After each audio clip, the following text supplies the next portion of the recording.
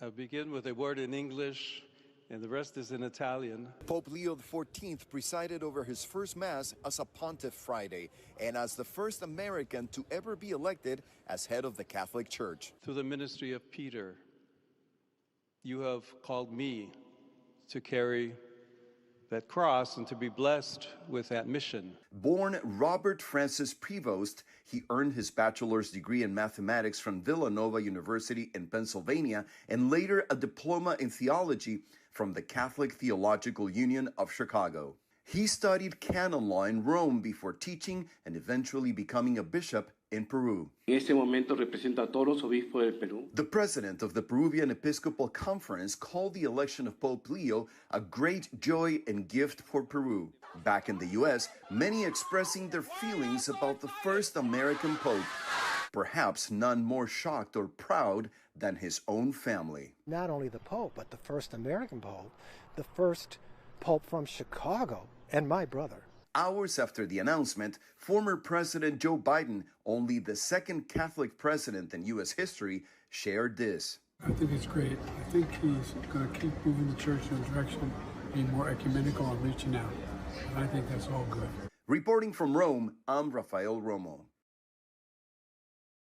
And as we continue to talk about the newly elected Pope Leo, we are privileged to be joined by a couple who was on their honeymoon, of all places, when news that a newly elected Pope came down, and they got to witness it. So Sandra Padilla and Chase Adams with me now from the Vatican City. Talk to me about this once-in-a-lifetime opportunity that you got to immerse yourself in with your own eyes. Yeah, I mean, I think it was something pretty spectacular. I mean, I keep using the word serendipity. I think it was a situation where we kind of planned this trip. We were here for our honeymoon, of course, but then the circumstances that preceded that and that have come to play over the last couple days really led to the point that we're at now. So yeah, it was kind of crazy that it all worked out this way. So you were not in the Vatican City originally for the election of the new pope, like many were from around the world. No. You were there for your honeymoon. Talk to me about where exactly you were when you heard that white smoke was billowing out, and many people, I'm sure like yourselves, were starting to get ready to gather at St. Peter's Square. Right. So we were at one town over, enjoying some Aperol spritzes, and some other, Italian beverages and hanging out, enjoying our honeymoon, enjoying the pizza, the ambiance, everything else. The people, of course, here in Italy, which are great. And then we heard from the store owner that they actually did choose a new pope because obviously it could take a bit longer for these type of things to come to fruition. So we heard that happened, and we basically just picked up all of our stuff and walked 25 minutes north, and we're there in Vatican City. And we actually were able to make our way into St. Peter's Basilica, or sorry, not the Basilica, but the Plaza. And we're able to kind of witness everything play out and live. So it was, it was pretty spectacular. Definitely a story that many people will want to hear over and over again when you get back. Right. We saw, as we were watching this live on Atlanta News First Plus, the thousands of people and their smiling faces, but being there and feeling it is entirely different. Describe that to me. Well, I think it was most interesting because, like you just said, I mean, the amount of people that were there, we were probably one of the few people from America that were actually standing in the crowd. I mean, I'm sure there was a lot of other Americans there, but just around us in our immediate circle, there was a person from Switzerland, a person from the Czech Republic, people from all over the world. So it does show the unity and, the Catholic Church to bring all those people together in one place. And, people were crying, people were, praying. It was jumping for joy. I mean, it was a very emotional experience for a lot of people. And I think that it was even if you're not a very religious person, it kind of takes you back a little bit, and is a very, awe-inspiring type of experience to witness in person. I'm sure emotional for you both as well. Pope Leo XIV is the first pope from the United States to lead the Catholic Right. Church. There's a historical significance to that, or historic, I should say.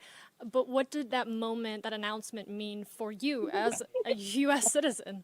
Yeah, so I immediately, when we're standing there, we don't actually know who the Pope is. Like everybody is kind of guessing what's happening, and then of course it's 2025, and through modern technology, you start to kind of get text messages, and you kind of see through the grapevine, as they say, the details of what's happening in front of you. So we heard it was an American, and at first thought, I thought it was a joke because no American person had ever been Pope before.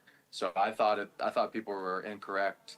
But then once we kind of got the confirmation, I immediately was like, this is freaking awesome. Like, America, we need this. And, I was very happy. And what might be most interesting to the other viewers, is that everybody else around us was very excited, very happy. And there's a lot of opinions going on in the United States and this and that we won't get into, but of course people were super happy about it and were congratulating me personally as an American citizen, and I thought that was pretty interesting as well. So, that's very cool to experience. yeah. And I know you guys are still in the midst of your honeymoon. It's been some hours since this announcement and the speech and seeing newly elected Pope Leo. What is the energy right now where you are? The energy is a lot of Peronis and pasta and pizza and Italian good time. People are very excited. A lot of people are going to sleep, actually, because it's 10:20 right now, our time here in Italy. But it is very exciting, and the party's only getting started as far as I'm concerned. So we're planning to keep it rolling here over the next couple hours. Well, you both have hopefully more exciting days ahead. I don't know if you could top this personally. Better than a lifetime experience, that's for sure. We'll find a way. I'm sure you will. We are all excited for you to come back and to see how we're celebrating over here. But thank you so much for joining us here on Atlanta News First Plus. And of course, we will continue to cover Vatican City and all of the excitement that is coming in the days following. But Sandra, Chase, thank you both. And I hope you have a wonderful rest of your honeymoon. Thank you. Thank you so much. Thank you for watching ANF Plus. For more breaking news, live coverage, and your community stories, download the Atlanta News First app. You can also watch us on YouTube, Roku, Apple TV, and Fire TV. To join the conversation on YouTube Live, visit our channel and hit subscribe.